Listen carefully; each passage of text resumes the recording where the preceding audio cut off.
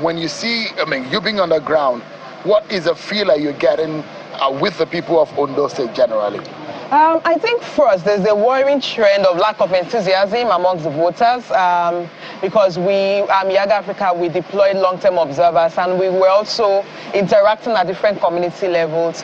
And for a lot of the voters, there are those that said, well, if we have the time, we'll come out to vote. But for a majority of them, I think there's a lot more focus on what they can get from the election. So we're having a lot more transactional attitude towards the election. Perhaps it's due to the economic hardship, we can't really say. But you see, that level of enthusiasm is not as high as you expect.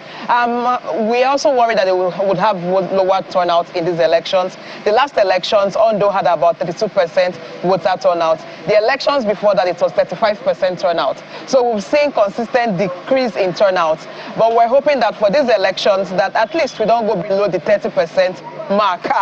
It's sad to say that, but that is what we see. But beyond that, I think there's been very little incidents of political violence or thuggery.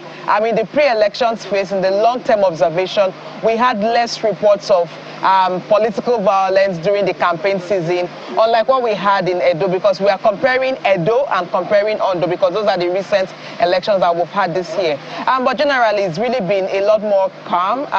We're hoping voters turn out in their numbers to vote, that this lack of enthusiasm we saw in the pre-elections phase, that something would have shifted between last night and today, and that we'll see people coming out to vote. This is actually a polling unit, and we have 2 polling units here. I went down to look. I just had a few voters came to check their details on the register. What we're seeing is just a very few number. Ordinarily, you would have seen the queues forming, but as it is now, we have no voter even standing in the queue to get ready to vote. So we wait to see. This is Akure, and we're hoping that we have voters turning out to vote in their numbers.